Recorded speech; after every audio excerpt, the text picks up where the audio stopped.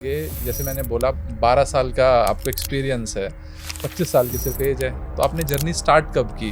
अगर आज कोई पेरेंट्स के बच्चे अगर किसी भी तरीके की स्पोर्ट्स एक्टिविटी में, क्योंकि बहुत छोटी एज से हम लोग चालू करते हैं कि बच्चे को एक बार किसी गेम में जाना है, तो क्या वहाँ पे भी इस बॉडी टाइप की इंपॉर्टेंस पैरामीटर है कि बच्चे को हम इस गेम में लगाएं, या वो एज के साथ साथ किसी भी तरीके के बॉडी टाइप में शिफ्ट हो सकता है? बट जो एक बच्चा स्टिफ है, मान लीजिए बच्चा बिल्कुल एक्टिविटी नहीं कर रहा है और वो बच्चा मे बी उसमें बहुत पोटेंशियल हो, बहुत अच्छा कर पाए आने वाले टाइम पे, बट अभी वो बिल्कुल ही स्टिफ पड़ा हुआ है, तो वो बच्चे का प्रॉपर टेस्ट कैसे क्लियरेंस हो? जितना भी हम फास्ट फूड खाते हैं उसमें ट्रांस फैट होता है। ट्रांस फैट क्या होता है? जो ऑयल एक बार तला फिर उसको दोबारा ऑयल और कुक हो रहा है उसी में 3 टाइम्स 4 टाइम्स, वो मल्टीपल टाइम्स कुक हो रहा है, जिसमें वो होता है ट्रांस फैट। और उसका ब्रेकडाउन बहुत डिफ़िकल्ट होता है और वो हमारी बॉडी में जाकर हमारी और जो मेटाबॉलिज्म है, हमारा विसरल फैट बढ़ा देता है, हमारी फंक्शनैलिटी स्लो कर देता है बॉडी की। एज ग्रुप की बात करता हूँ, 30 से 40 या 50 के बीच का एक एज ग्रुप मैं लेता हूँ। हम लोग ना कोई भी एक्टिविटी जब भी शुरू करते हैं, मान लीजिए वेट लिफ्ट, जिम जाना शुरू किया, बहुत जल्दी क्विट कर देते हैं, रिजल्ट दिखना स्टार्ट हो जाता है। फिटनेस का रूल क्या है? हमको अपनी बॉडी की फंक्शनलिटी मेंटेन करनी है, हमारी बॉडी में मसल रहे, हमारी बॉडी में अच्छे से फंक्शनिंग हो पाए, ये मुझे पूरे लाइफस्टाइल करनी है। क्या सिर्फ वॉकिंग से इस फैट को रिड्यूस किया जा सकता है, या उसके लिए भी वो एक्सरसाइज वगैरह इंपॉर्टेंट है? डाइट और वॉकिंग, क्या ये कॉम्बिनेशन से इसको रिड्यूस किया जा सकता है? फैट टू फिट की जर्नी ना बहुत इंस्पायर करती है। रिसेंटली मैंने रोहित शर्मा की ट्रांसफॉर्मेशन देखी है। हम जिम में जाते हैं, जोश में आते हैं, मोटिवेशन हमें कहीं से बाहर से मिलती है, हमने इन्फ्लुएंसर देखे, बाहर की मार्केट देखी, हम जाकर अपनी बॉडी को पुश कर देते हैं। नॉन इन्फ्लुएंसर जैसे सिद्धार्थ शुक्ला हो गए, शेफाली जरीवाल हो गया, या फिर एक वीरेंद्र घुमन, बहुत अच्छे बॉडी बिल्डर पंजाब के, बहुत नाम कमाया इन लोगों ने, बट सडन इनके डेथ से लोग बड़े टेंशन में आ गए, क्योंकि उनको लोग एज ए फिटनेस बहुत सारे लोग इनको एस्पायर करते हैं। ओलंपिक अगर हम देखते हैं तो लॉन्ग टर्म में आपकी एपेटाइट को ख़त्म कर देगा, ठीक है, आपके जो नॉर्मल बॉडी का इंसुलिन है वो बनाना बंद कर देगा। योग की इम्पोर्टेंस आप किस तरीके से देखते हैं, क्योंकि आप अभी आधुनिक फिटनेस के बारे में बातचीत करते हैं, तो योग की इम्पोर्टेंस क्या है? नमस्कार दोस्तों, आज हमारे बीच में है एक ऐसे person, doctor Mani Sharma. Doctor Mani Sharma ji ने पीएचडी की है स्पोर्ट्स के ऊपर में, और जिस सब्जेक्ट को हम लोग लेके आए हैं आज के डेट में, फिटनेस का ना बहुत इंपॉर्टेंट सिग्निफिकेंस और रोल है हमारी लाइफ में। और कोई भी पर्सन जो भी आज की डेट में कुछ ना कुछ एक्टिविटी कर रहा है, वर्क कर रहा है, उसको फिटनेस को मेंटेन करने की बहुत ही सख्त ज़रूरत है, आपको करनी चाहिए। और लास्ट में एक सरप्राइज़ है, अगर आप इस पॉडकास्ट को देखते हैं, आपको लास्ट में हमारी तरफ से एक स्पेशल सरप्राइज़ मिलेगा, तो मिस मत कीजिएगा। पॉडकास्ट को ध्यान से सुनिएगा, सारी जानकारी को, और जो भी आपके कमेंट्स हों आप ज़रूर हमारे कमेंट सेक्शन में लिखिएगा, ताकि हम जान सकें कि आप जब हमारे इस पॉडकास्ट को देख रहे हैं। हमने 50 एपिसोड अभी रिसेंटली कंप्लीट किए हैं, तो 50 एपिसोड अगर हमने किए हैं, बहुत मेहनत किया, बहुत एफर्ट किया, हम चाहते हैं आपके उस पर ओपिनियन ज़रूर आए। आपके उसमें जो भी आपको लगता है इम्प्रूवमेंट लगता है तो इम्प्रूवमेंट बताइए, कुछ लगता है सजेशन है, सजेशन दीजिए, ताकि हम ऐसे ही इम्प्रूव करते रहें, आपके सहयोग से आगे बढ़ते रहें, और ऐसे ही हम और एक्सपर्ट्स को आपके बीच में लाते रहें। तो सबसे पहले स्वागत करते हैं डॉक्टर मनी शर्मा जी का, और स्वागत है सर आपका। थैंक यू सर, आपने इनवाइट किया।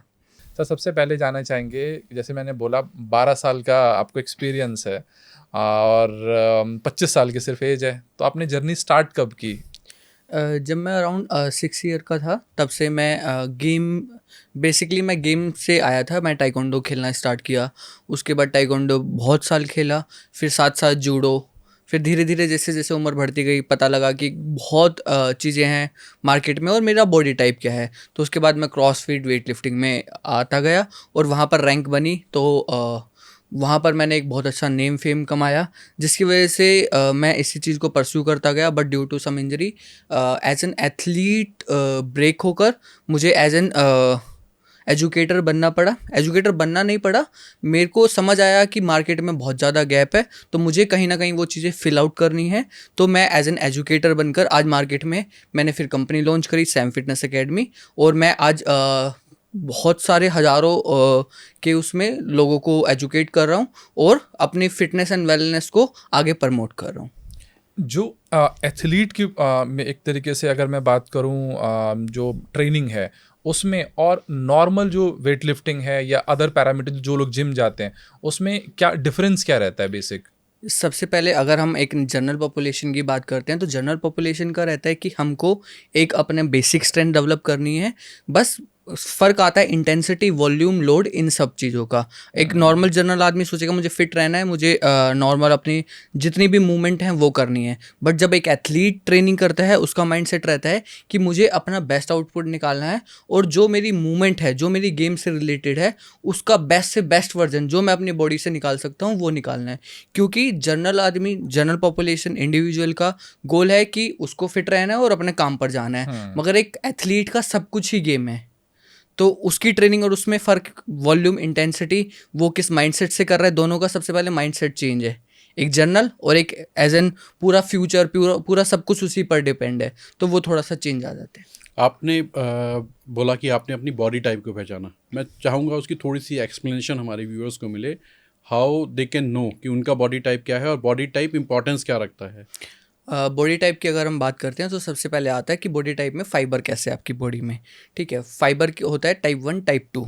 टाइप जो 1 होते हैं वो एंड्योरेंस बेस्ड फाइबर्स होते हैं। टाइप 2 में फर्दर दो डिवाइड है, 2A एंड 2B।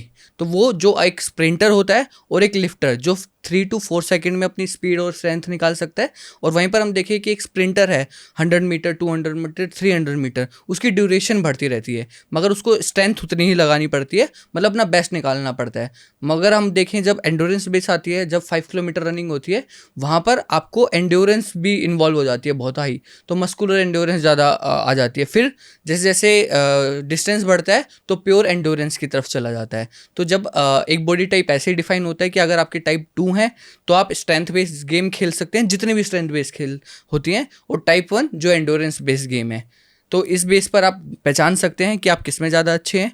और उसके बाद आता है कि आप लिम्ब में स्ट्रेंथ ज़्यादा है या अपर बॉडी में स्ट्रेंथ ज़्यादा है, आप एजाइल ज़्यादा हैं या फ्लेक्सिबल ज़्यादा हैं, आपका कोऑर्डिनेशन बहुत अच्छा है या बैलेंसिंग बहुत अच्छी है। तो उसके अकॉर्डिंगली पैरामीटर सेट होते हैं और फिर चीज़ों को डिफाइन करके हम किसी इंडिविजुअल की गेम फाइंड आउट करते हैं। तो अगर आज कोई पेरेंट्स के बच्चे अगर किसी भी तरीके की स्पोर्ट्स एक्टिविटी में, क्योंकि बहुत छोटी एज से हम लोग चालू करते हैं कि बच्चे को एक बार किसी गेम में जाना है, तो क्या वहाँ पे भी इस बॉडी टाइप की इंपॉर्टेंस पैरामीटर है कि बच्चे को हम इस गेम में लगाएं, या वो एज के साथ साथ किसी भी तरीके के बॉडी टाइप में शिफ्ट हो सकता है। जैसे अगर हम बात करते हैं तो चाइना के बहुत ज़्यादा मेडल आते हैं ओलंपिक में। तो वो क्यों आते हैं? क्योंकि वहाँ पर ये सारी टेक्नोलॉजी का यूज़ करके पहले फाइंड आउट करते हैं, उसके बाद गेम डिसाइड होती है। बट इंडिया में हम रैंडमली गेम चूज़ करते हैं कि मेरे मामा का लड़का उस गेम में है और मेरे घर के सामने वो अकेडमी खुली है, तो उसके बेसिस पर। बट अभी हमने इंडिया में, इंडिया की फर्स्ट कंपनी है जो ये काम कर रही है, उसका नाम है टैलेंट आइडेंटिफिकेशन।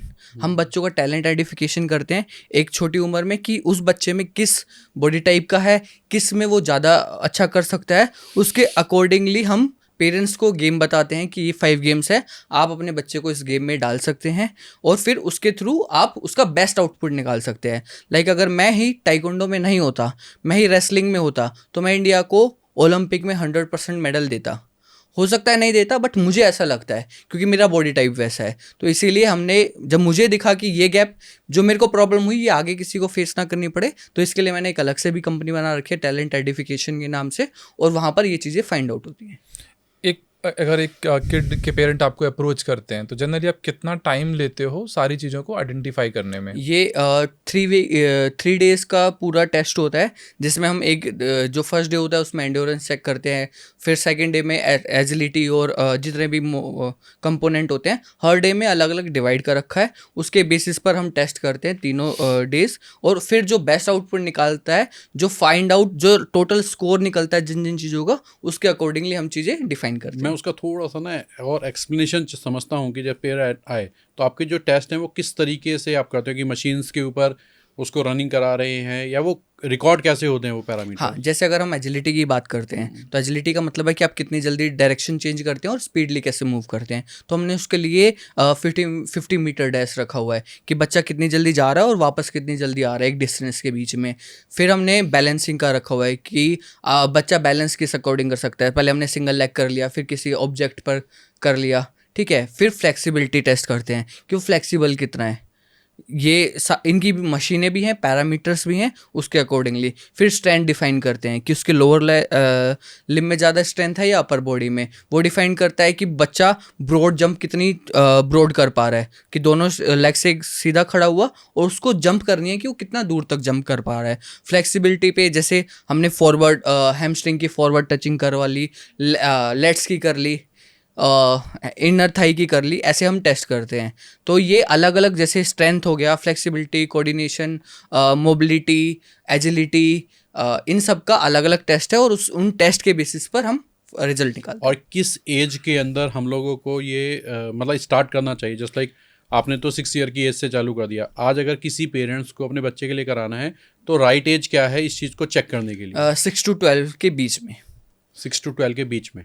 एक बच्चा जो प्रैक्टिस में है, लेट्स सपोज वो रेगुलरली कुछ ना कुछ एक्टिविटीज़ कर रहा है, वो तो ये टेस्ट इजीली क्लियर कर लेगा। बट जो एक बच्चा स्टिफ है, मान लीजिए बच्चा बिल्कुल एक्टिविटी नहीं कर रहा है और वो बच्चा मे बी उसमें बहुत पोटेंशियल हो, बहुत अच्छा कर पाए आने वाले टाइम पे, बट अभी वो बिल्कुल ही स्टिफ पड़ा हुआ है, तो वो बच्चे का प्रॉपर टेस्ट कैसे क्लियरेंस होगा? जब बच्चा अपने स्टार्टिंग एज में होता है 6 to 12 के बीच में, हमें वहाँ पर जो उसका नेचुरल है वही तो पता करना है। अगर हमने ट्रेनिंग के बाद, मैं एक नेचुरल बच्चे को, नेचुरल इन द सेंस जिसने कुछ नहीं किया, और एक ट्रेनिंग के बाद करूँ तो दोनों में डिफरेंस आएगा, ठीक है। बट उसका जो नेचुरल है वो हाई कंपोनेंट हमेशा रहेगा। राइट। लाइक अगर मैंने टाइकोंडो चूज किया तो मैं स्पीड उतनी इंप्रूव नहीं कर पाया कि मतलब मैं खेल लूँ और लिफ्ट भी कर, मतलब टांगे इतनी जल्दी जल्दी मूव कर लूँ, और क्योंकि हाइट भी छोटी थी, क्योंकि टाइकोंडो में आपको किक फेस पर टच करनी होती है, मारनी होती है, तो अब हाइट छोटी है किसी की बड़ी है तो मेरे लिए टफ है एज कम्पेयर टू किसी अदर के लिए।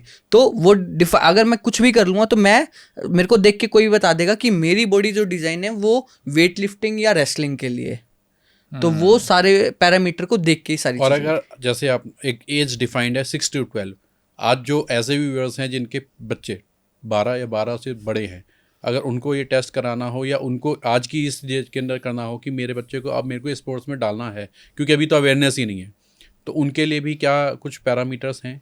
पैरामीटर सबके लिए हैं, बट मैंने एक बेस्ट एज बताई है, हर चीज़ का एक बेस्ट चीज़ होती है, तो मैंने उस टाइम का बेस्ट बताया है। वो आप कभी भी कर सकते हो, 15, 16, 17, 18, वो किसी भी एज में हो सकता है। अगर हम वेट लिफ्टिंग स्पोर्ट्स की बात करते हैं तो अगर आप देखेंगे जिम्नास्टिक में जो बच्चे हैं वो छोटे बच्चे जल्दी मेडल लेकर आते हैं, मगर वेट लिफ्टिंग में 20-22 के बाद मेडल लेके आ पाते हैं, क्योंकि वहाँ पर स्ट्रेंथ का काम है। मसल मैच्योरिटी जो है वो 18+ के बाद होती है। जो हमारे टेस्टोस्टेरोन लेवल है बॉडी में मेल में वो 18+ के बाद बनते हैं, जब मैच्योरिटी आती है, प्यूबर्टी आती है। तो हर गेम का एक सही टाइम होता है, तो ऐसा नहीं है कि आप आपकी एज क्रॉस हो गई तो आप कुछ नहीं कर सकते। हर गेम का अपना बेस्ट एक टाइम होता है। अगर कोई पेरेंट्स अगर आपके पास में आता है तो इस तरीके के टेस्ट की फीस क्या है अभी? 15 to 20,000 एवरेज, अगर हम टेंटेटिव मानते हैं तो 15 to 20,000।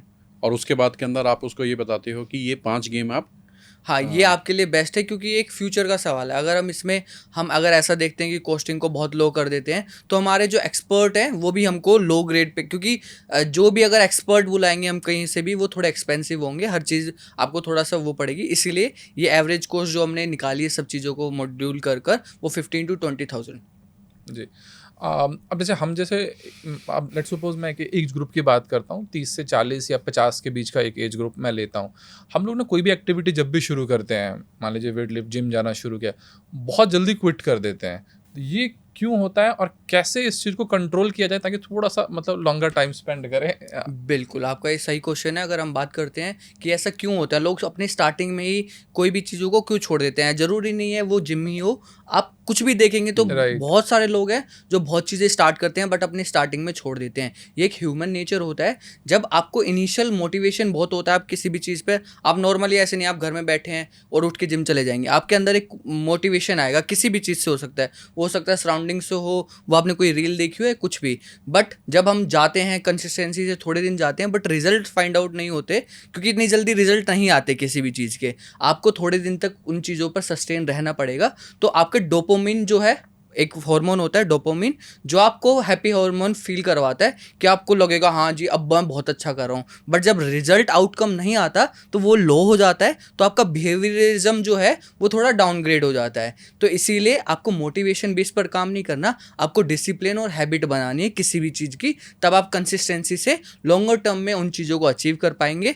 और आप लॉन्गर टर्म में उन चीज़ों को कर पाएंगे। अगर हम बिजनेस की भी बात करते हैं तो 10 दिन 20 दिन 1 महीना 6 साल 6 महीने में कुछ नहीं होता। आप जब लॉन्ग टर्म में करते हैं तो कुछ लोग अपने स्टार्टिंग में ही छोड़ देते हैं। तो सिर्फ फिटनेस नहीं है ऐसी जो स्टार्टिंग में छूटती है, ऐसा हर काम है पूरे वर्ल्ड में जो 1% लोग हैं कंटिन्यू कर पाते हैं। उसी की वजह से 1% लोग हैं पूरे वर्ल्ड में जो सक्सेसफुल हैं और अपनी लाइफ में कुछ प्रोडक्टिव काम कर रहे हैं। बिजनेस का एक रूल है, जैसे लोग कहते हैं कि 3 साल में आपको कुछ अच्छा स्ट्रॉन्ग रिजल्ट दिखना स्टार्ट हो जाता है। फिटनेस का रूल क्या है?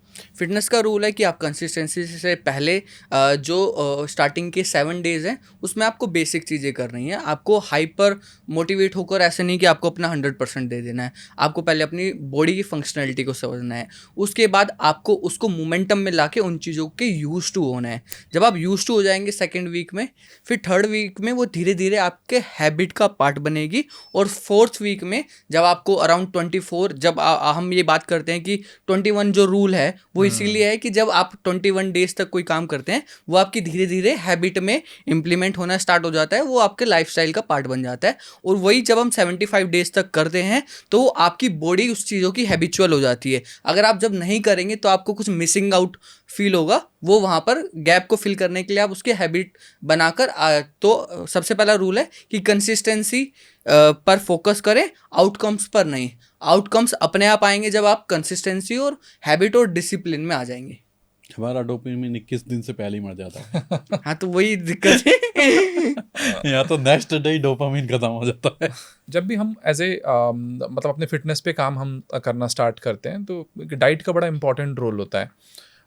क्या ऐसा डाइट प्रेफर्ड करना चाहिए स्पेशली? देखिए वैसे तो बहुत सारे गाइडलाइंस वीडियोज़ इसके ऊपर में आती हैं, बट आज के आपके अकॉर्डिंग, क्योंकि आप एथलीट्स पे काम करते हैं और एथलीट एक ऐसा सेगमेंट है जो मुझे लगता है कि अपने आप में सबसे मेरे को तो सबसे ज़्यादा इन्फ्लुएंस करता है। मैं भले वो क्रिकेटर की बात कर लूँ या किसी और स्पोर्ट्स की बात कर लूँ, तो क्या ऐसा एक डेली का एक मील शेड्यूल होना चाहिए स्पेशली जब आप इस चीज़ को फिटनेस में आप आ रहे हैं या अपने फिटनेस में काम करना स्टार्ट कर रहे हैं? डाइट का सबसे पहला रूल है, लोगों ने बहुत कॉम्प्लिकेटेड कर दिया। हम सबसे पहले बहुत सिंपल वर्ड्स में समझते हैं। डाइट सिर्फ 3 चीज़ों पर डिपेंड रहती है, कार्ब्स, प्रोटीन एंड फैट्स। आपको अपने बॉडी का 1.2 से लेकर 1.5 ग्राम तक आपको कार्ब्स को इनटेक करना है। डाइट का सबसे सिंपल रूल है कि आपको प्रोटीन, कार्ब्स, फैट का प्रोपोर्शन मेंटेन करना है। हम प्रोटीन की बात करते हैं तो आपको 1.2 ग्राम से 1.5 ग्राम तक जो आपका बॉडी वेट है उतना आपको प्रोटीन लेना है। आप कैलोरीज कैसे, कार्ब्स कैसे कैलकुलेट कर सकते हैं, जो भी आपका गोल है। लाइक अगर आपको वेट गेन करना है तो आपको कैलोरीज सरप्लस में जाना पड़ेगा, वेट लूज करना है तो आपको कैलोरी माइनस में जाना पड़ेगा, डेफिसिट में जाना पड़ेगा। तो आप उसके हिसाब से अपनी BMR एक फॉर्मूला होता है, बॉडी मेटाबॉलिज्म रेट। उसका मतलब है जब हम बैठे हैं, जब हम सो रहे हैं तो हमारी बॉडी कितनी कैलोरीज बर्न कर रही है। क्योंकि ऐसा नहीं है कि अभी हम नॉर्मली बैठे हैं तो बॉडी कैलोरीज, क्योंकि बॉडी में फंक्शनिंग तो हो ही रही है तो वो भी कुछ कैलोरीज यूज़ कर रही है, तो उसे बोलते हैं मेंटेन कैलोरी। तो वो हम अपनी हाइट, वेट और अपने लाइफस्टाइल के अकॉर्डिंग नहीं निकाल सकते हैं। लाइक मेरी जो कैलोरीज आती हैं वो 1500 आती हैं, तो अगर मुझे वेट इंक्रीज़ करना है तो 1500 के प्लस खाना पड़ेगा। वेट अगर डिक्रीज़ करना है तो 1500 के माइनस मुझे खाना पड़ेगा। 1500 एक ऐसी वो है, आप रफली 2000 भी मान सकते हैं, किसी के body person to person depend करता है। तो उसके अकॉर्डिंगली आपको अपनी डाइट को प्लान करना है। और डाइट अगर हम फिटनेस में जा रहे हैं तो सबसे पहला रूल कि आपको डाइट ऐसी लेनी है जो अपने पूरे जीवन भर ले पाओ। फिटनेस इज़ नॉट अबाउट कि मुझे 2 महीने में ऐसा दिखना है। फिटनेस इज़ ऑल अबाउट कि मुझे पूरे लाइफस्टाइल कैसा रहना है। हमें 6 महीने के लिए एप्स नहीं निकालने हैं, हमको अपनी बॉडी की फंक्शनलिटी मेंटेन करनी है, हमारी बॉडी में मसल रहे, हमारी बॉडी में अच्छे से फंक्शनिंग हो पाए, ये मुझे पूरे लाइफस्टाइल करनी है। अगर आप मेल हैं तो 15 to 20 के बीच में हो, कोई प्रॉब्लम नहीं है, आप लॉन्गर टर्म में आप उसको सस्टेन कर सकते हैं। और वुमेंस में यही हो जाता है 18 to 24, क्योंकि वुमेंस में फैट परसेंटेज ज़्यादा होती है एज़ कम्पेयर टू मेल। तो फिटनेस को कॉम्प्लिकेट ना करके बहुत इजी टर्म में पहले हमें समझने की ज़रूरत है, उसके बाद हमें आगे करना चाहिए। राइट। हमने बातचीत करी फैट के रिगार्डिंग, तो बहुत सारे हेल्दी पीपल जो अपना वेट रिड्यूस करना चाहते हैं तो सब फैट के ऊपर प्रॉपर काम कर रहे हैं। क्या सिर्फ वॉकिंग से इस फैट को रिड्यूस किया जा सकता है या उसके लिए भी वो एक्सरसाइज वगैरह इंपॉर्टेंट है? डाइट और वॉकिंग, क्या ये कॉम्बिनेशन से इसको रिड्यूस किया जा सकता है वेट को? सबसे हमें पहले समझना है कि हमको वेट कम करना है या फैट कम करना है। अगर आपको फैट कम करना है तो आपको कुछ मसल की एक्सरसाइज करनी पड़ेगी। डाइट से आप कैलोरी डेफिसिट में जा रहे हैं, बट वॉक से आप नॉर्मली आप देखेंगे कि मैंने बहुत सारे अंकल आंटीज़ को देखा है जो पिछले 10 साल से पार्क में वॉक कर रहे हैं और कुछ नहीं खिसका उनका, ठीक है, मगर वहीं पर वो स्ट्रेंथ भी कर रहे होते तो नहीं मैं मानता कि उनका वेट घट जाता, जो जैसे दिख रहे हैं वैसे ही, बट मसल परसेंटेज ज़्यादा होती, उनको अपनी जो नॉर्मल लाइफ है उनको जीने में बहुत आसानी होती, क्योंकि जितना मसल रहेगी उतने नीज़ में कम पेन आएगा एक लॉन्गर लाइफ में, आपकी बैक में कम पेन आएगा, शोल्डर में कम पेन आएगा, क्योंकि जैसे जैसे एज बढ़ती है हम ये देखते हैं लोगों के नीज़ में पेन हो जाता है। वो किस वजह से? तब जब मसल सपोर्ट नहीं करती, आपकी मसल अगर सपोर्टिव मसल एक्टिव नहीं होंगी तो आपके जो जॉइंट्स हैं उन पे प्रेशर आने लग जाएगा। अब जॉइंट को प्रेशर लाने से कौन बचा सकता है? मसल, क्योंकि अगर आप नी एक्सटेंड कर रहे हैं, एल्बो एक्सटेंड कर रहे हैं, तो ये फैट कोई हेल्प नहीं कर रहा, ये कौन कर रहा है? आपकी मसल जब कॉन्ट्रैक्ट हो रही है, रिलैक्स हो रही है, वो आपकी हेल्प कर रहे हैं, जो एटीपी उस टाइम पर ब्रेक डाउन हो रहे हैं। तो आपको अपनी मसल को इम्प्रूव करना है, तो आप डाइट कर रहे हैं बहुत अच्छा, वॉक कर रहे हैं बहुत अच्छा, बट आपको स्ट्रेंथ ट्रेनिंग भी करनी चाहिए। उसके बेस पर ही आप पूरे लाइफस्टाइल अच्छा एक हेल्दी लाइफस्टाइल मेंटेन कर सकते हैं। और ये जो ट्रेनिंग के अंदर है उसके अंदर किस किस तरीके की एक्सरसाइज है या क्या एग्जैक्टली होना चाहिए अगर कोई व्यूअर देखना चाह रहे हो तो? अगर हम इसको बहुत सिंपली टर्म में बात करते हैं, आपको pushup, squat, situps, burpee, shoulder taps और ये सब आप कर सकते हैं, और इनसे ही आपकी बहुत अच्छी एक फंक्शनैलिटी इंप्रूव हो जाएगी। बट अगर जैसे जैसे आपको टाइम हो गया करते हुए तो आपको एक एडिशनल वेट की भी ज़रूरत होगी, तो ज़रूरी नहीं है आपको जिम जाना हो, आप वेट के उसमें आप अपने घर पे 2 kg की वाटर बोतल भी ले सकते हैं। अपने जो बैग होता है हमारे पास स्कूल बैग, उसमें आप कुछ किताब, बुक्स या कुछ भी ऐसा लोड डालकर हम उन चीज़ों से भी ये चीज़ें परफॉर्म कर सकते हैं। तो आपको बस थोड़ा सा, जब एक टाइम के बाद आप थोड़ा एडिशनल वेट अगर ऐड करेंगे तब भी आप बहुत अच्छा लाइफस्टाइल मेंटेन कर सकते हैं। अगर मैं देखता हूँ मेरे दादाजी, मेरे पापा कभी जिम नहीं गए, मगर आज भी उनकी फंक्शनलिटी बहुत अच्छी है, क्योंकि उन्होंने हरियाणा से मैं बिलोंग करता हूँ, और उन्होंने खेतों में काम किया है और उन्होंने मेहनत का काम किया है। उनकी डाइट बढ़िया थी और उनका मेहनत भी बढ़िया थी। तो अगर वो ऐसा नहीं है वो मस्कुलर बहुत ज़्यादा है, बट वो हो सकता है कि आज भी लाखों बच्चों से बहुत अच्छी फंक्शनैलिटी हो उनकी, जो 20s में है अपने, उनसे भी अच्छी फंक्शनैलिटी हो। मेरे दादाजी अराउंड 85 ईयर्स हैं और उनकी फंक्शनैलिटी मैं ये मानता हूँ कि 20 ईयर्स में बहुत सारे ऐसे लोग हैं जिनके उनकी अच्छी मिल जाएगी। मुझे लगता है कि डाइट एक बहुत बड़ा रीज़न है, क्योंकि आज की जो जनरेशन जो कंज्यूम कर रही है उसमें जंक फूड बहुत ज़्यादा है। जो हमारे जैसे मेरे पेरेंट्स हो गए, आपके पेरेंट्स जो कंज्यूम कर रहे थे, उसमें जंक फूड मुझे लगता है 5% भी नहीं था। बिल्कुल बिल्कुल, डाइट एक बहुत अच्छा रोल प्ले करती है। अगर मैं फैट परसेंटेज कार्ब्स खाने लग जाऊँगा, बहुत ज़्यादा फैट खाने लग जाऊँगा, जितना भी हम फास्ट फूड खाते हैं उसमें ट्रांस फैट होता है। ट्रांस फैट क्या होता है? जो ऑयल एक बार तला फिर उसको दोबारा ऑयल और कुक हो रहा है उसी में 3 टाइम्स 4 टाइम्स, वो मल्टीपल टाइम्स कुक हो रहा है, जिसमें वो होता है ट्रांस फैट, और उसका ब्रेकडाउन बहुत डिफ़िकल्ट होता है, और वो हमारी बॉडी में जाकर हमारी और जो मेटाबॉलिज्म है हमारा विसरल फैट बढ़ा देता है, हमारी फंक्शनैलिटी स्लो कर देता है बॉडी की। तो उसकी वजह से ये सारी चीज़ें हो रही हैं।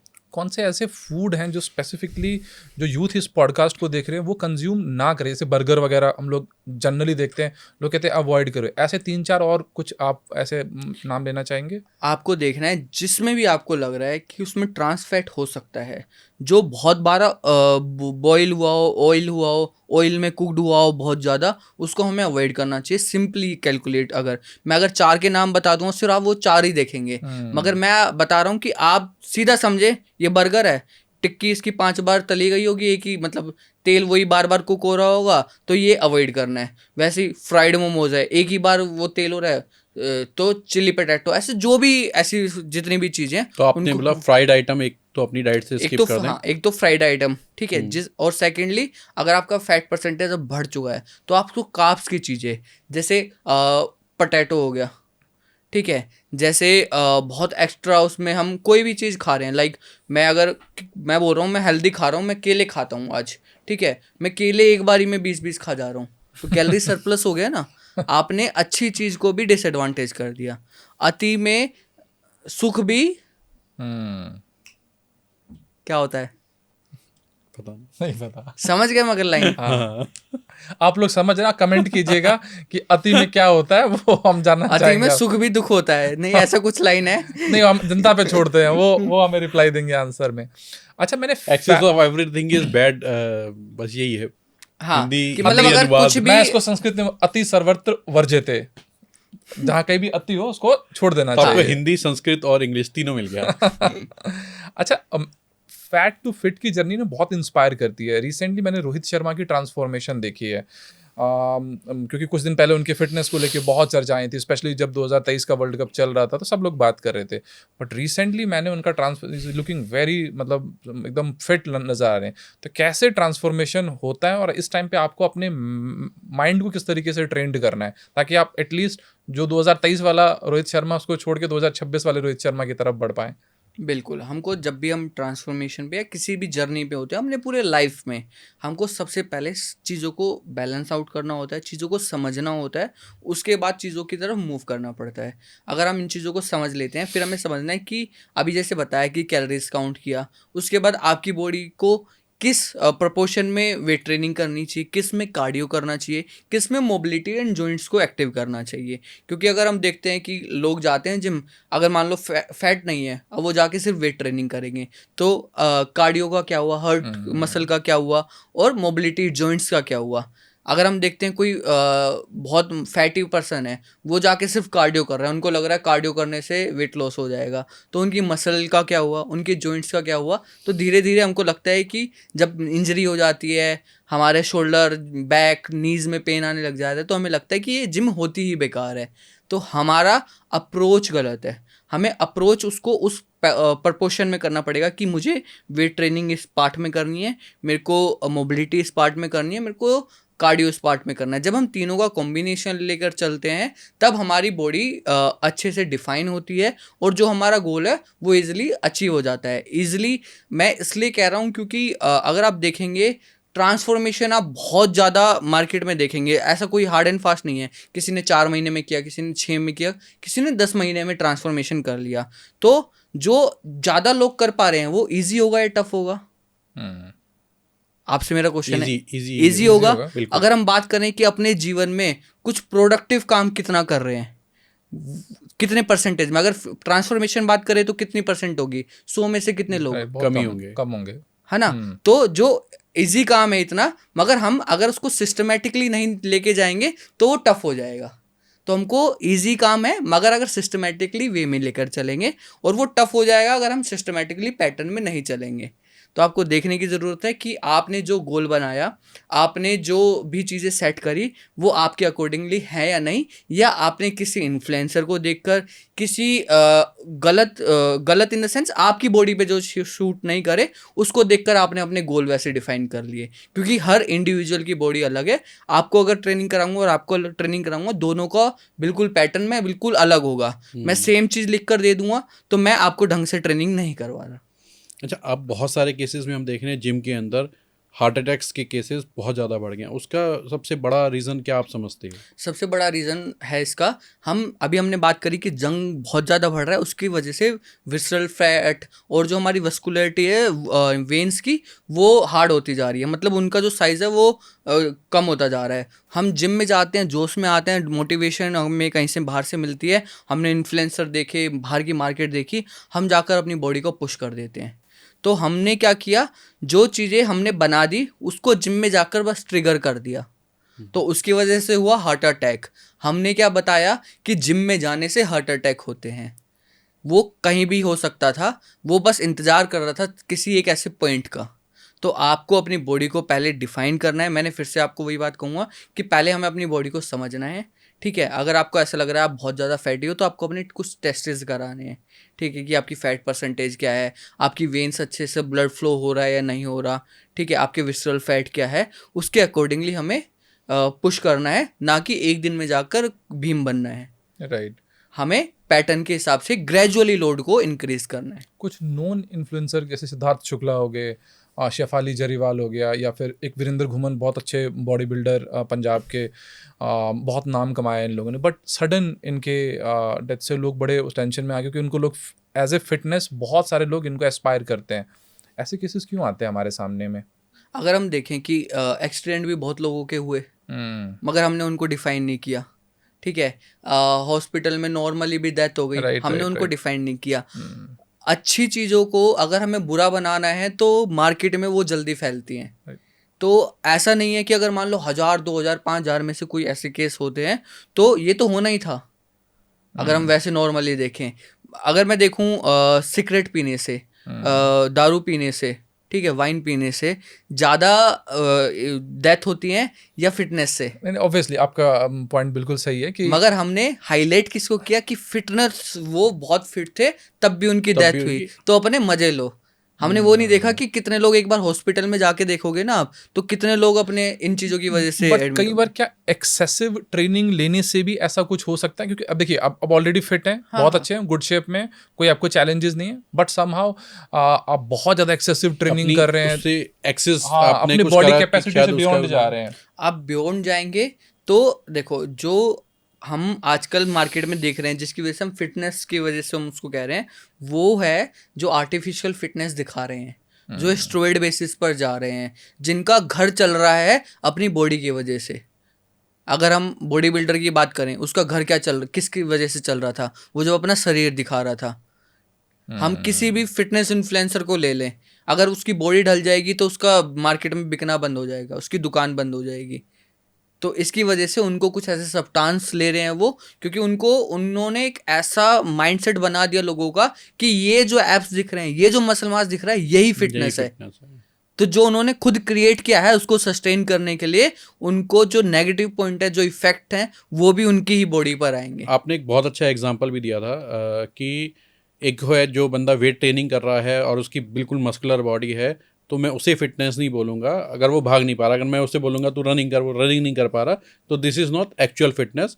फिटनेस वो है जो हर तरीके से प्रॉपर फिट है। बिल्कुल, फिटनेस के 10-12 डोमेन्स हैं। लाइक फिटनेस में फ्लेक्सिबिलिटी भी आती है, स्ट्रेंथ भी आता है, मस्कुलर एंडोरेंस भी आता है, कार्डियोवास्कुलर भी आता है, एजिलिटी भी आती है, कोऑर्डिनेशन, बैलेंस, ये सब फिटनेस का पार्ट है। तो आपके फिटनेस के सारे डोमेन ट्रेंड होने चाहिए अगर आप फिट रहना चाहते हैं। अगर आप कोई एथलीट हैं तो एक अलग चीज़ है कि अगर मान लो आप स्प्रिंटर हैं तो स्पीड में ही काम करेंगे आप, ठीक है। अगर आप एंड्योरेंस बेस्ड एथलीट हैं तो आप बहुत ज़्यादा एंड्योरेंस को ट्रेन करेंगे। बट एक जनरल पॉपुलेशन में जो अपना मिथ बना लिया है कि बॉडी बनेगी तभी फिट होंगे, वो बिल्कुल गलत पर्सपेक्टिव है। वो आपका माइंडसेट बिल्कुल, और इसके लिए मैं दोष देना चाहूँगा, मैं बहुत ज़्यादा क्रिटिसाइज़ करना चाहूँगा फिटनेस इंडस्ट्री में जो इन्फ्लुएंसर हैं, क्योंकि उन्होंने ये बनाया। अगर मैं आपको दिखाऊँ, आप 20 साल पहले सलमान खान को देखिएगा, कोई पुरानी पिक, उनकी जो उस टाइम की फ़ोटो थी, ठीक है, और एक इन्फ्लुएंसर की आज की फ़ोटो, सलमान खान उनसे कहीं मैच कर रहे हैं? नहीं। क्यों? क्योंकि उस टाइम पे स्टेरॉइड नहीं थे मार्केट में इतने, और वो अपना नॉर्मली जिम जाते थे। अब सलमान खान के पास तो सब कुछ था उस टाइम पे, उन्होंने ऐसी बॉडी क्यों नहीं बना ली? क्यों नहीं बना पाई? क्योंकि स्टेरॉइड नहीं आए थे। अब वो 2-4 बच्चा 4-5 महीने जा रहा है, वो बना के ले आता है, तो कैसे पॉसिबल हो रहा है? तो हमको चीज़ों को डिफाइन करके अपने टारगेट गोल को वैसे सेट करना पड़ेगा। इसी चीज़ पे एक और मैं बोलूँगा, बॉलीवुड के अंदर एक और चलन चल गया जिसके अंदर हम देख रहे हैं, जैसे करण जौहर जी का मैं एग्जांपल लूँगा, ओजम्पिक मार्केट के अंदर आ गया और आज पूरे तरीके से फैला हुआ है वेट रिड्यूस करने के लिए। उसके ऊपर क्या राय है आपकी? ओलंपिक अगर हम देखते हैं तो लॉन्ग टर्म में आपकी एपेटाइट को ख़त्म कर देगा, ठीक है। आपके जो नॉर्मल बॉडी का इंसुलिन है वो बनाना बंद कर देगा, ठीक है। आप जब तक वेट कम कर रहे हैं, सबसे पहले हमें समझना पड़ेगा मुझे फिट रहना क्यों है। मैं बॉडी को दिखाने के लिए किसी को फिट हूँ, या मैं फिट, मेरे को अपने लाइफस्टाइल को अच्छा करने के लिए फिट होना है। मैं अगर दिखाने के लिए फिट हो रहा हूँ, इंटरनली तो मेरा सब कुछ ख़त्म हो जाएगा। मेरी बॉडी इंसुलिन प्रोड्यूस नहीं कर रही, एपेटाइट घट गई, बिल्कुल स्ट्रेंथ घट गई, मेरी बॉडी में जान नहीं है, वीकनेस फील हो रही है। तो क्या आप फिट हैं? बाहर दुनिया देख रही है तो बहुत अच्छा लग रहा है, मगर आप अंदर खुश हैं? आपकी बॉडी अंदर से सही है? नहीं। मुझे इंजरी हुई 2018 में, मेरी अभी fat percentage as compare to ज़्यादा है तब के, क्योंकि मैंने अपने पूरी उम्र 6 पैक्स एप्स लेके घूमा, मगर अब मेरी फैट परसेंटेज थोड़ी बढ़ी, ठीक है। क्यों बढ़ी? क्योंकि मुझे डॉक्टर ने बोला कि आपको फैट बढ़ाना पड़ेगा, मेरी डिस्क बल्ज की वजह से, डिस्क प्रोस्ट्रूजन है मेरे को, ठीक है। तो अब लोगों को लगता है कि मैं फिट नहीं हूँ। एक्चुअली में जो मैंने 4 साल पेन में अपने काटे, मेरे को लग रहा है कि अब मैं ज़्यादा फिट हूँ, मगर लोगों के प्रोस्पेक्टिव से जो मुझे 2 साल बाद मिल रहे हैं, 3 साल बाद मिल रहे हैं, वो मुझे बोल रहे हैं भाई ये क्या कर लिया तूने अपने शरीर का। एक्चुअली में अब मैं ज़्यादा फिट हूँ क्योंकि मैं पेन फ्री लाइफ जी रहा हूँ। रादर देन दिखावे के बजाय मैं खुद से अंदर से खुश हूँ कितना तो मेरे को चीज़ें चाहिए, कितनी मेरे को अपनी चीज़ें इंप्रूव करनी है, तो हम उसके लिए फिट होना चाहेंगे या हम दिखावे के लिए वो एक और डिफाइन पेन करें। जो मैं बोलूँगा कॉर्पोरेट वाले ज़्यादा फील करते हैं या कोई भी बंदा है कि हम पूरी लोग बोलते हैं मैं पूरी रात अच्छे से सोया मगर मॉर्निंग के अंदर फिर वही लथार्जिक सा फील हो रहा है। इवन इवन तो अगर वो 8 घंटे 10 घंटे भी सो रहा है तो मॉर्निंग के अंदर वो लथार्जिक ही फील करता है। उसके पीछे के क्या कारण? हमको सबसे पहले अपनी प्रायोरिटाइज करना ही पड़ेगी कि हमारी प्रायोरिटी क्या है। अगर हमारी प्रायोरिटी है कि मैं बस उठा अपने काम पे चला गया, ठीक है, किया हुआ जो हुआ नहीं हुआ। हमारी प्रायोरिटी है कि मुझे एक्टिव रहना है, ठीक है, मुझे अपनी बॉडी को सही करना है, तो मुझे सबसे पहले अपने जो ड्यूरेशन है, मुझे पता है कि 8 टाइम इज़ गुड इनफ। ठीक है, अगर मैं सारी डाइट वाइट से ऐसे लेता हूँ तो 8 आवर्स स्लीपिंग के लिए बहुत होते हैं, रिकवरी के लिए बहुत होते हैं। उसके बाद आप अपनी स्टार्ट करें मॉर्निंग थोड़ी अर्ली, ठीक है, और स्लो मॉर्निंग स्टार्ट करें। कुछ लोग होते हैं कि मुझे 10 बजे जाना है तो मैं 9:50 पे उठ रहा हूँ और 9:50 पे मैं स्पीडली 2-4 चीज़ें कर रहा हूँ, मतलब पहना, कुछ पकड़ा, खाया तो खाया, नहीं खाया तो खाया, ऐसे। तो हमने स्पीडली अपनी मॉर्निंग एक्टिव कर दी। बट अगर वहीं आप स्लो करेंगे तो आप एनर्जेटिक फील करेंगे, और वही हो सकता है आपको 10 दिन प्रॉब्लम हो, 15 दिन प्रॉब्लम हो, आप उसको 1-2 महीने करेंगे तो आपको अच्छा फील, खुद एक गुड फैक्टर आ जाएगा आपकी बॉडी में। तो वो आपको इम्प्रूव करने की ज़रूरत है। कॉर्पोरेट्स में, किसी भी लाइफ में आप उन चीज़ों को अगर ऐसे हैबिचुअल हो जाएंगे चीज़ों के, आपकी हैबिट बन गई कि मुझे 10 बजे निकलना है तो 9:50 पे उठना है, या अगर आपको आधा घंटा लगता है तो आपको 9:30 उठना है, तो इस टाइम पर ऐसे उठेंगे, अगर फास्ट मॉर्निंग होगी तो वो ऐसे ही रहेगा लाइफस्टाइल। अच्छा, एक और फिटनेस के अंदर डोमेन जो हमारी सनातन परंपरा से चलता आ रहा है वह योग। तो योग की इम्पोर्टेंस आप किस तरीके से देखते हैं? क्योंकि आप अभी आधुनिक फिटनेस के बारे में बातचीत करते हैं, तो योग की इम्पोर्टेंस क्या है? योग की इम्पोर्टेंस बहुत है, बट कॉम्बिनेशन इज, जो कॉम्बिनेशन में ट्रेनिंग कर रहा है, ठीक है, जो कॉम्बिनेशन में चीज़ों को आगे लेके जा रहा है वो बहुत सही कर रहे हैं। बट वो किसी भी एक ऐसे सिर्फ इंडिविजुअल चीज़ को पकड़ रहे हैं। अगर मैंने आपको बताया वेट ट्रेनिंग को कोई इंडिविजुअल पकड़ रहा है, इज़ नॉट गुड। कोई योग को इंडिविजुअल पकड़ रहा है, इज़ नॉट ऑल्सो गुड। ठीक है, कॉम्बिनेशन। अगर आप देखते हैं कि योगा में, जब योग, पहले हम ऋषियों को भी देखते थे, पहले वो आसन करते थे, स्ट्रेंथ के काम करते थे, फिर अपने मेडिटेशन पोस्चर में बैठते थे, आपने देखा होगा। तो क्यों करते थे? पहले स्ट्रेंथ ट्रेनिंग हो रही है, मोबिलाइजेशन हो रही है, ठीक है, उसके बाद वो अपने मेडिटेशन पोस्चर में, जिसमें भी उनको तप करना है, आसन जो भी है उनका, उसमें जा रहे हैं वो। तो वो इंटरनली और एक्सटर्नली दोनों चीज़ों को बैलेंस करके चलते थे। मगर अब योग क्या रह गया? लोग क्या बताते हैं योगा में? सिर्फ एक्सटर्नली, जो इंटरनली थोड़ा बहुत मोबिलाइज कर लिया और उस पर काम कर कर छोड़ देते हैं। बट जब हम बैलेंस करेंगे तब हम चीज़ों को लॉन्गर टर्म में सही से ले जा पाएंगे। आप बहुत सारे एथलीट के साथ में भी काम करते हैं, उनके साथ में काम करने में किस तरीके के चैलेंजेस आपको आते हैं? अगर स्पेसिफिकली उनको कोई इंजरी, जैसे बहुत चांसेस होते हैं एथलीट सबको ना, इंजरीज की प्रॉब्लम बहुत ज़्यादा आती है, तो अपार्ट फ्रॉम इंजरीज और किस तरीके के चैलेंजेस आप देखते हैं? चैलेंजेस सबसे बड़ा ये होता है कि आपको उनकी ट्रेनिंग के साथ चीज़ों को एडजस्टमेंट करनी है, ठीक है। आपको उनकी ट्रेनिंग लोड को देखकर, आपको उनका पीरियड कौन सा चल रहा है ट्रेनिंग में। जब एक एथलीट ट्रेनिंग कर रहा होता है, जैसे आपकी गेम आ गई बिल्कुल, तो आपका वो ऑन सीज़न है, ठीक है, अभी आपकी गेम खत्म हुई है, आपके पास 2 महीने, तो वो ऑन सीज़न, ऑफ सीज़न है, ठीक है। फिर कॉम्पिटिटिव फेज़ आता है, फिर पेटरी फेज़ आता है, तो ये ट्रेनिंग के फेज़ होते हैं। तो किस फेज़ में कितना लोड देना है, आपको इंजरी से भी बचा के रखना है। अगर आपको इंजरी हो जाती है तो उसका रिकवरी भी बहुत जल्दी करवानी है। क्यों? क्योंकि आप नहीं बैठ सकते। अगर आपको इंजरी हो गई तो आपके पास, किसी नॉर्मल आदमी छोड़ सकता है चीज़ों को, बट एक एथलीट नहीं छोड़ सकता है। मैं तो कहता हूँ नॉर्मल आदमी को भी नहीं छोड़ना चाहिए, क्योंकि उनसे जब वो करता रहता है चीज़ें तो ज़्यादा अच्छे से ठीक हो पाती हैं एज़ कम्पेयर टू जब छोड़ देते हैं। जो आपकी बॉडी की मूवमेंट है वो सबसे बड़ी मेडिटेशन है, और वही सबसे बड़ी मेडिसिन है।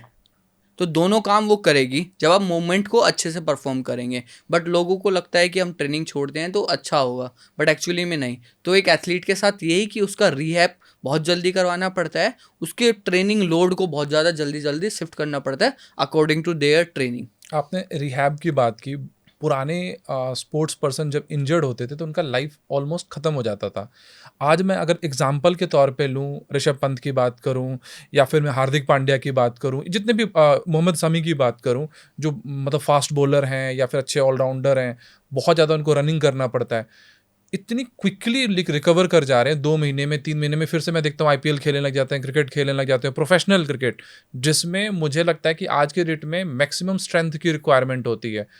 ऐसी कौन सी पॉसिबिलिटीज़ आज की डेट में आ गई हैं कि इतना क्विक बॉडी जो है आपका रिकवर कर जाता है? आजकल टेक्नोलॉजी बहुत बढ़ गई है, आजकल एजुकेशन रिसर्चेज बहुत अच्छे लेवल पर हो चुकी हैं, जिससे जो आपकी मसल है एक्टिवेशन कहाँ से करना है, किस एंगल पर करना है, कैसे उसको रिहैब करना है, कितना लोड आपको बढ़ाना है, किस ग्रेजुएशन पे बढ़ाना है, ग्रेजुअली कैसे इंक्रीज करना है, तो वो सब बहुत रिसर्च प्रूव्ड है। तो जब पहले हम जब रिसर्चेज नहीं थी तो हम एक तुक्का बोलते हैं जिसको, तो तुक्का मार के चीज़ें करते थे। बट वही जब साइंटिफिकली चीज़ें होती हैं तो आपको पता है कि किस किस स्टेज पर क्या क्या करना है, तो उसकी वजह से रीहैब प्रोसेस बहुत फास्ट हो गया है। और जिसको अच्छी नॉलेज होगी वो उतना अच्छा रीहैब करवा पाएगा, किसी भी एथलीट का, किसी भी नॉर्मल इंडिविजुअल का। किसी जैसे मान लो किसी की लोअर बैक में पेन है, वो उसका उतना अच्छा रीहैब करवा पाएगा जितनी अच्छी नॉलेज होगी। तो इसके बेसिस पर ये सारे पॉसिबिलिटीज़ आजकल हो पा रही हैं। आप बड़े फेमस एथलीट्स के साथ के अंदर भी आपने काम किया हुआ है, तो कभी उनसे मिलने के बाद आपकी उन्होंने कभी एज को, जैसे लाइक आपने कहा 25 साल के हैं, आपकी एज और आपकी अभी की फिटनेस को देखते हुए, क्योंकि उनको तो नहीं पता, वो तो हम लोग अपनी अपीयरेंस के ऊपर देख रहे हैं, उसको देख के कभी कोई चैलेंज फेस हुआ? मुझे अपने लाइफ में नहीं हुआ, क्योंकि मैं बहुत सालों से काम कर रहा हूँ और लोग मेरे बारे में जानते हैं, तो उसके बेस पर। मगर अगर मैं किसी से नए स्टार्टिंग में मिलता हूँ अब के प्रोस्पेक्टिव में, तो थोड़ा सा हो सकता है। बट मैं बचपन से एक लाइन बोलता हूँ, सब बोलते हैं कि first impression is your last impression. मैंने बचपन में ही, क्योंकि मैं बचपन में भी थोड़ा छोटा, एक हाइट छोटी है और ज़्यादा मतलब बहुत पतला सा, क्योंकि तब तो बहुत हाई ट्रेनिंग थी, तो लोग मुझे स्टार्टिंग में थोड़ा कमज़ोर मांगते थे। मगर जब मैं मिलता था, ट्रेनिंग करता था, तो फिर अलग लेवल पर बात होती थी। तो तब मैंने एक लाइन लिखी थी, first impression is your not a last impression, first impression depend upon your look, your outlook, and last impression depend upon you. तो जब मैंने ये लिखी थी, और आज भी मैं यही मानता हूँ, और अपने इंप्रेशन को end of the day, end of the talks, मैं उनको चेंज कर देता हूँ पूरा। एक बात याद आ गई मुझे, देखन में छोटा न लागे लेकिन घाव करे गंभीर। तो और उसको मैं इस तरीके से भी एक बार डिफाइन करूंगा, डोंट जज a book by its cover. Yes. तो बस उसी का ही मैंने ये नेक्स्ट वर्जन बनाया था, और ये मैंने किसी और के लिए नहीं, मैंने अपने लिए बनाया था। मैंने अपने सराउंडिंग को देखते हुए तब मैंने, और ये 2000 अराउंड 15 में मैंने ये अपनी एक डायरी है उसमें ये कोट किया था, और आज भी जब भी कोई दिक्कत होती है उसको खोल लेते हैं। बहुत बढ़िया। आपने पीएचडी करी है, वो किस चीज़ में करी है? Sports science. स्पोर्ट्स साइंस के अंदर कुछ बात थोड़ा सा बताएंगे अब स्पोर्ट्स साइंस में अगर कोई पीएचडी करता है तो उसमें आपको क्या स्पेसिफिकली, क्योंकि थीसिस आपको लिखनी पड़ती होंगी, मतलब किस थीसिस के ऊपर वो पीएचडी करी थी और क्या था उस स्पोर्ट्स साइंस में? स्पोर्ट्स साइंस में बेसिकली जब हम बात करते हैं तो हम बात करते हैं कि एक ह्यूमन की बॉडी स्पोर्ट्स में कैसे काम करती है, एक एथलेटिक वे में कैसे काम करती है। और हम स्पोर्ट्स का मतलब ये नहीं है कि हम सिर्फ एथलीट की बात करते हैं, हम जनरल पॉपुलेशन की भी बात करते हैं, जो भी मूवमेंट करता है, जो भी ट्रेनिंग करता है। तो जो मेरा टॉपिक था वो था कि एक जो नॉर्मल एथलीट्स हैं, ठीक है, उनमें जब हम फंक्शनल ट्रेनिंग, क्रॉसफिट ट्रेनिंग, ये सब इन्वॉल्व करते हैं, तो उनकी बॉडी में क्या चेंज आते हैं, उनकी स्ट्रेंथ में क्या चेंज आते हैं, और कितने % पे चेंज आते हैं, और वहीं पर जो ये सब नहीं करते, जो अपनी नॉर्मल ट्रेनिंग कर रहे हैं, उनमें कितना डिफरेंस है। आपने अभी कौन कौन से फेमस सेलिब्रिटीज स्पोर्ट्स के साथ काम किया हुआ है? IPL player Mayank Dagar, UFC में इंडिया में एक ही लेडी है जो UFC खेली है, पूजा तोमर, और ऐसे बहुत सारे एथलीट हैं। MNF अपने मिक्स मार्शल नाइट फाइट होती है एक, उसमें भी मेरे बहुत सारे एथलीट हैं, और ऐसे मल्टीपल एथलीट्स हैं जो IPL और MMA, कबड्डी, ये सब खेलते हैं। और इस लेवल की ट्रेनिंग के लिए अगर किसी को मान लीजिए अप्रोच करना है तो वो किस तरीके से, और आप कैसे उनको टाइम फ्रेम क्या देते हैं उनकी ट्रेनिंग के लिए? हाँ, इस डिपेंडिंग कि उनका अभी फेज़ कौन सा चल रहा है, उनके इवेंट्स सर पर हैं, मतलब उनके इवेंट चल रहे हैं या आने वाले हैं, उसके बेसिस पर पूरा एक ट्रेनिंग प्रोग्राम डिज़ाइन होता है। और अगर किसी को भी ऐसी ट्रेनिंग चाहिए होती है तो वो इंस्टाग्राम पर MUNNY मनीष शर्मा सर्च करके आप इजीली फाइंड आउट कर लेंगे, कहीं पर भी गूगल, चैट जीपीटी, जहाँ पर भी आप सर्च आउट करेंगे सब कुछ पता लग जाएगा, तो वहाँ जाकर आप कॉन्टैक्ट कर सकते हैं। बीइंग फ्रॉम बिजनेस बैकग्राउंड होता क्या है कि आप बहुत ज़्यादा, आपका शेड्यूल ना हेक्टिक होता है, पूरे दिन इधर उधर जा रहे हो, शायद ही आपको बहुत कम टाइम मिलता है। ऐसे केस में हम लोग अपने फिटनेस पे किस तरीके से ध्यान दे सकते हैं ताकि टाइम भी बहुत ज़्यादा ना जाए, बट यस जो एक प्रॉपर स्ट्रेस लेवल है वो मेंटेन रहे, बॉडी का फिटनेस है वो मेंटेन रहे, और जो थकावट हो जाती है वो प्रॉब्लम कहीं ना कहीं उसको हम डिस्कार्ड कर सकें। आपको सबसे पहले अपनी प्रायोरिटी सेट करनी पड़ेगी। 30 to 35 मिनट्स आप निकाल सकते हैं। अगर बहुत ज़्यादा बिजनेस पे चल रहा है वो एक अलग चीज़ है, मगर नॉर्मली 30 मिनट्स निकल जाती हैं, तो उसमें आप थोड़ा सा HIIT वर्कआउट कर सकते हैं और थोड़ी सी स्ट्रेंथ ट्रेनिंग में कर सकते हैं। लाइक आप 5 kg डंबल ला सकते हैं, 10 kg according to your strength. तो आप उसके बेसिस पर चीज़ों को प्लान करके आप इजीली फिट रह सकते हैं। आपका बस सबसे पहले बात है कि आपको समझना पड़ेगा कि क्या ये मेरी प्रायोरिटी में आता है या नहीं। अगर आप उसको लाइफस्टाइल बनाएंगे तो बनेगा, वरना अगर सोचेंगे बाद में कर लेंगे तो कभी नहीं बनेगा। बाद में तो कभी नहीं आता। बाद कभी आती ही नहीं, बाद में बुढ़ापा आता है। बात कभी नहीं आती, बाद में सिर्फ बुढ़ापा आता है। और अगर आप चाहते हैं कि आपके जीवन में बुढ़ापा बाद में आए तो इस पॉडकास्ट को ज़रूर देखें। और यहाँ पे आपको फिटनेस की जानकारी मनी जी ने बहुत अच्छे तरीके से दी है। फिटनेस वो नहीं है जहाँ पे आप अपनी एब्स दिखा रहे हैं, फिटनेस वो नहीं है जहाँ आप अपनी मस्कुलर बॉडी को शो ऑफ कर रहे हैं। फिटनेस की जो रियल डेफिनेशन है वो इस पॉडकास्ट में आपको पूरे तरीके से डिफाइन मिलेगी, और बहुत सही तरीके से उन्होंने एक्सप्लेन किया है फिटनेस की डेफिनेशंस को, किस तरीके से पुराने जो हमारे पेरेंट्स रहे हैं वो इतने फिट रहते हैं, डाइट का क्या कंपोजिशंस होना चाहिए, डाइट का क्या इंपॉर्टेंस रोल है, और ख़ासकर उनके लिए जो सिर्फ सोचते हैं कि मॉर्निंग और इवनिंग वॉक करने से ही सब कुछ हो जाएगा, तो मिक्स कॉम्बिनेशन क्या होना चाहिए। इस पॉडकास्ट में वो सारी डिटेल्स है, आप इसे पूरा रिवाइंड करके देखिए अगर आप इस सेक्शन को स्पेशली आए हुए हैं तो। Fitness is not a career, ये सुनने को मिलता है क्योंकि आपने एक फिटनेस के बेसिस पे कंपनी खड़ी की है, बहुत सारे लोगों को ट्रेंड किया है, बट बहुत सारे लोग जो इस फील्ड में आते हैं, मैं देखता हूँ आते हैं और बहुत जल्दी क्विट कर जाते हैं, इसको लॉन्ग टर्म बिजनेस की तरह नहीं देखते हैं। आपने 12 साल इस इंडस्ट्री के साथ में वर्कआउट किया, बहुत क्लोजली आपने इसको ऑब्जर्व किया होगा। सक्सेसफुल बिजनेस बनाने के लिए फिटनेस में क्या प्रॉपर रोड मैप होना चाहिए? अगर आपको फिटनेस में अपना करियर बनाना है तो सबसे पहले आपको वैलिड जगह से आपको अपनी एजुकेशन लेनी चाहिए। ठीक है, आपने जो भी आपने फिटनेस, सबसे पहले फिटनेस का करियर स्टार्ट कहाँ से होता है, जब आपको खुद उसका पैशन होता है। फिटनेस इज़ नॉट लाइक कि आपने देखा करियर बन सकता है तो आपने एजुकेशन स्टार्ट कर रही। जब आपको खुद उस चीज़ का पैशन होगा फिर आप धीरे धीरे उस चीज़ों में एजुकेशन लेंगे एक वैलिड जगह से, और एक यूनिक जो चीज़ें प्रोवाइड हो रही हैं मार्केट में उन चीज़ों को एक्सप्लोर करेंगे, आप एजुकेशन लेंगे, तब आपको पता लगेगा कि इसमें बहुत बड़ा करियर है। आप देखिए कि आजकल जो मिनिमम जो ट्रेनर अर्न कर रहे हैं वो लैक्स ऑफ रुपीज़ कमा रहे हैं।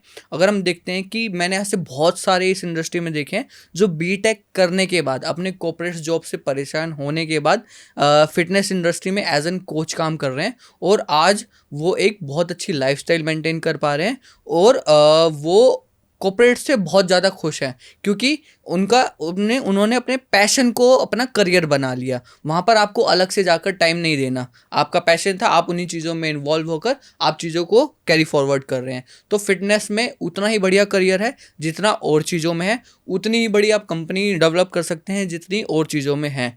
बट फ़र्क वहीं आ जाता है कि आप उसको एज एन बिजनेस कर रहे हैं या एज एन पैशन कर रहे हैं। पैशन के साथ बिजनेस बनाएंगे तो बनेगा, पैशन के अगर करियर के साथ पैशन बनाना चाहेंगे तो वो आज नहीं तो कल ख़त्म ही हो जाना है। जैसे अभी आपने बात करी कि थोड़े टाइम तक चलेगा, पैसे दिखेंगे, उसके बाद आप बोर हो जाएंगे उस काम से। पैशन की वजह से ही फिर लोग सप्लीमेंट की दुनिया में आ जाते हैं, पैसे की ही वजह से लोग अपनी हेल्थ को सप्लीमेंट बेच बेच के काम कर रहे हैं, उन लोगों के लिए क्या मैसेज हैं, या आप भी सप्लीमेंट को सपोर्ट करते हो? सबसे पहले हमको समझना पड़ेगा सप्लीमेंट एंड स्टेरॉइड में डिफरेंस क्या है। सप्लीमेंट वो चीज़ होती है जो आपकी बॉडी की रिक्वायरमेंट है। प्रोटीन सप्लीमेंट है, मल्टीविटामिन सप्लीमेंट है, ये हम नहीं, ये डॉक्टर्स देते हैं, ये डॉक्टर की रिकमेंड्स भी होती है, ठीक है। बट अगर कोई ट्रेनर सिर्फ इसके बेसिस पर कमाने की सोच रहा है तो वो आज एंड नहीं तो कल उसका बिजनेस नहीं चलने प्रोटीन वाला। पाउडर की प्रोटीन पाउडर पचन चल और गया है, सब। वो लोग प्रोटीन पाउडर के 2 स्कूप डालेंगे, फिर वो जिम में जाएंगे, तो वो जिम बिजनेस ना बन के ना वो प्रोटीन पाउडर को बहुत बड़ा बिजनेस बना दिया है। प्रोटीन पाउडर अगर आपकी डेली रिक्वायरमेंट पूरी नहीं हो रही है, कंप्लीट नहीं हो रही है आपके नॉर्मल खाने से, तो आपको एडिशनल की ज़रूरत पड़ती है। अगर आप नॉर्मल खाने में अपना प्रोटीन इनटेक, अपनी नॉर्मल बैलेंस डाइट कंप्लीट ले लेते हैं तो आपको प्रोटीन की कोई नीड नहीं है। और अगर कोई ट्रेनर बहुत ज़्यादा फोर्स करता है आपको और आपकी डाइट से भी कंप्लीट हो रहा है तो वो ट्रेनर आपके लिए सही नहीं है, क्योंकि उसके पास एजुकेशन नहीं है, वो सिर्फ सप्लीमेंट बेच के आपको पैसे कमाना चाहता है। मगर अब हमें समझना पड़ेगा सप्लीमेंट और स्टेरॉइड में डिफरेंस। स्टेरॉइड वो चीज़ है जो आपकी बॉडी में आर्टिफिशियल चीज़ डेवलप कर रही है। प्रोटीन वो चीज़ है जो सप्लीमेंट्स वो चीज़ है जो आपकी बॉडी को वैसे भी रिक्वायरमेंट है, वो बस जाके जो आपके हार्मोन है उनको बैलेंस कर रही है और आपके हार्मोनल फंक्शनिंग को अच्छा कर रही है। डॉक्टर भी देते हैं, हम मल्टीविटामिन भी देते हैं, विटामिन सी भी देते हैं, डी भी देते हैं, और वही सप्लीमेंट्स हैं। सप्लीमेंट्स और कोई आप देखेंगे, आप मल्टीविटामिन जो डॉक्टर देता है डी, उस पर लिखा होता है सप्लीमेंट्स, सप्लीमेंट मेडिसिन। तो सप्लीमेंट वो है, सप्लीमेंट स्टेरॉइड नहीं है। स्टेरॉइड बहुत गलत चीज़ है, सप्लीमेंट बहुत अच्छी चीज़ है अगर आप ठीक से यूज़ करते हैं। ओवर यूज़ करते हैं और गलत यूज़ करते हैं तो वो बिल्कुल बेकार है। अगर आप फिटनेस में रियली इंटरेस्टेड है तो मुझे लगता है कि ये पॉडकास्ट आपके लिए बेस्ट है, क्योंकि आपको वो सारे एलिमेंट्स, क्योंकि क्या होता है बहुत सारे फिटनेस इन्फ्लुएंसर आपको वो ज्ञान नहीं देते जो आपको रियल पर्सन दे सकता है जिसने पीएचडी किया है। पीएचडी अपने आप में, वो भी स्पोर्ट्स वाले पार्ट में, ताकि आपको वो रियल इन्फॉर्मेशन, रियल नॉलेज दे सके, जो कि आधा अधूरा ज्ञान कहीं ना कहीं आप इंस्टाग्राम पे तलाश रहे हैं। वो आधा अधूरा ज्ञान छोड़ के रियल ज्ञान की तरफ बढ़िए, मिलिए डॉक्टर मनीष शर्मा जी से। और जितने भी टिप्स उन्होंने आज शेयर किए मुझे लगता है आपके लिए बहुत वैल्यूबल होने वाले हैं। आप सिर्फ अपने साथ में नहीं, अपने उस हर एक फिटनेस फ्रीक फ्रेंड के साथ में शेयर कीजिए जिसके लिए ये वीडियो हमने बड़े एफर्ट के साथ में बनाया है। डॉक्टर सर के साथ में मिलना, इनसे बात करना, इनसे सारी इन्फॉर्मेशन और नॉलेज लेना, ये पॉडकास्ट तभी सफल मानेंगे जब आप कम से कम 5 लोगों को शेयर करेंगे। और जो भी कमेंट्स हैं, आपको जो भी माइंड में आ रहा है, तो हम कोशिश करेंगे वो सारे आंसर्स मनीष शर्मा जी से हम कलेक्ट करें, आपको शेयर करें। और अगर आपको ये पॉडकास्ट अच्छा लगेगा तो डेफिनेटली इसका एक और वर्जन बनेगा, एक और पार्ट आएगा जिसमें हम आपके वो सारे क्वेश्चंस लेंगे जो शायद आपको और वैल्यूबल इंसाइट्स दे सके। फ्री टैलेंट आइडेंटिफिकेशन अगर आप अपने बच्चे का करवाना चाहते हैं तो मैं इस चैनल पर बोल के जा रहा हूँ कि अगर आप कमेंट में फ्री सेशन लिखते हैं तो एक सेशन हम आपके बच्चे का बिल्कुल फ्री कंडक्ट करेंगे, जिसमें हम आपके बच्चे का बेस्ट आउटपुट किस गेम्स में निकाल सकते हैं और क्या उसके लिए बेस्ट होगा अगर वो गेम परस्यू करना चाहता है। तो आप कमेंट में लिखें फ्री सेशन, हम आपके बच्चे का फ्री सेशन बुक करेंगे। थैंक यू मनी जी, अपना इम्पॉर्टेंट टाइम देने के लिए। काफ़ी कुछ यूजफुल इन्फॉर्मेशन आज हमारे को दी है आपने। Thank you so much.